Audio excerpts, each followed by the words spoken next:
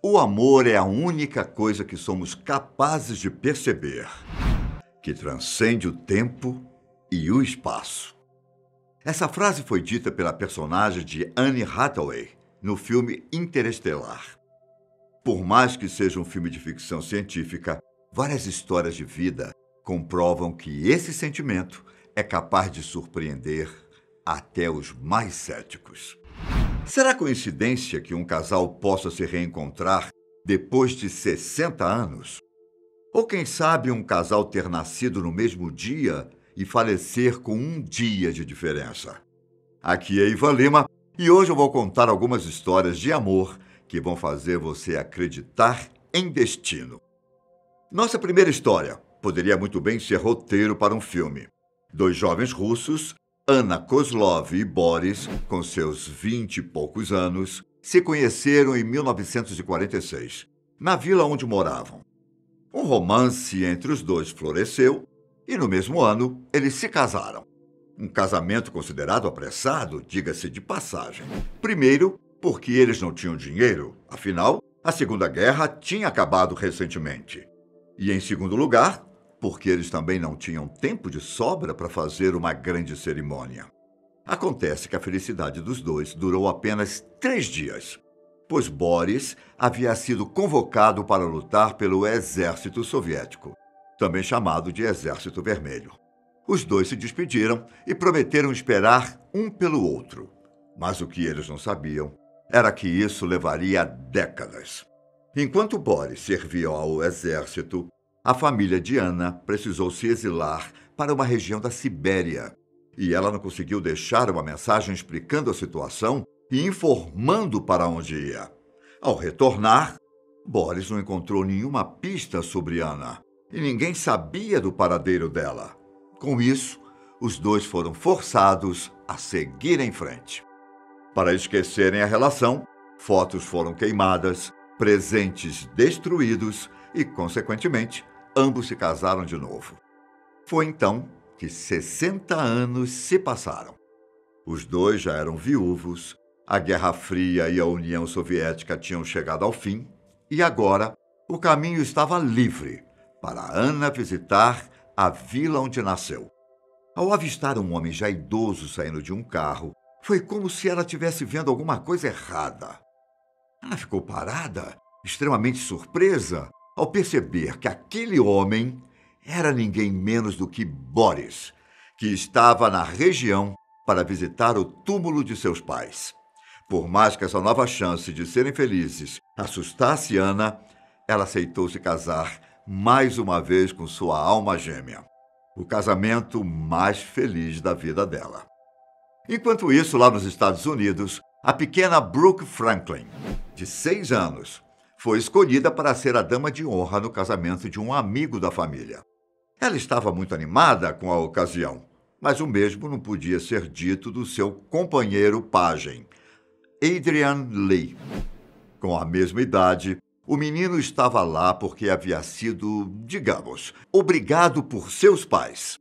Os dois tiraram fotos, levaram as alianças e todos ficaram muito satisfeitos.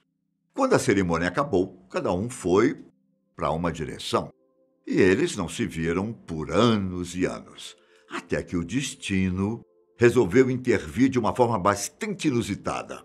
Coincidentemente, Adrian e Brooke se encontraram mais uma vez em um evento de igreja, na época em que estavam no ensino fundamental. Foi naquela ocasião que Adrian juntou a coragem que tinha e disse para Brooke que tinha sentimentos por ela. Só que a declaração não deu em nada e eles se afastaram mais uma vez, se reencontrando apenas no ensino médio. Dessa vez, Brooke se deparou com Adrian fazendo uma pregação para um grupo de jovens na igreja dele. E não teve jeito.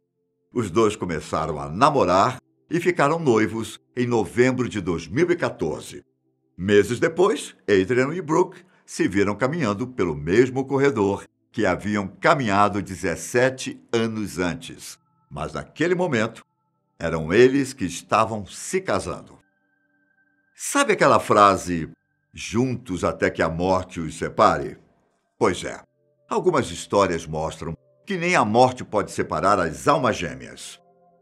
Liz Brown e sua esposa Ellen, coincidentemente, nasceram no dia 31 de dezembro de 1918.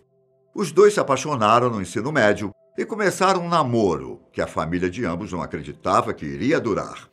Isso porque a família de Liz era rica e dona de várias terras, ao contrário da família de Ellen, que trabalhava com rodovias. Quando encerraram os estudos em 1937, os dois decidiram fugir para ficarem juntos. Liz e Ellen conseguiram se casar, depois de se mudarem para o sul do estado da Califórnia, onde construíram uma família. Depois de 75 anos de casamento, os quais eles ficaram juntos todos os dias, os problemas da idade chegaram. Liz desenvolveu a doença de Parkinson e Ellen descobriu que tinha um câncer no estômago. Os dois lutaram fortemente contra os problemas. Mas você sabe como é a vida, não sabe? Ellen faleceu no dia 16 de julho de 2013, aos 94 anos. E quanto ao seu eterno companheiro, Liz morreu um dia depois. Nossa próxima história começa em Genebra, na Suíça. Tom tinha apenas 2 anos de idade quando conheceu Kathleen, a primeira amiga dele. Os pais dos dois eram muito próximos e as duas famílias praticamente viviam juntas. Mas acabou que ele e Kathleen perderam contato quando tinham 5 anos, pois Tom e sua família se mudaram para os Estados Unidos. Décadas se passaram até que o Facebook surgiu e possibilitou que as famílias dos dois se reencontrassem na rede social. Em pouco tempo, a família de Kathleen organizou uma viagem para visitar a casa de Tom.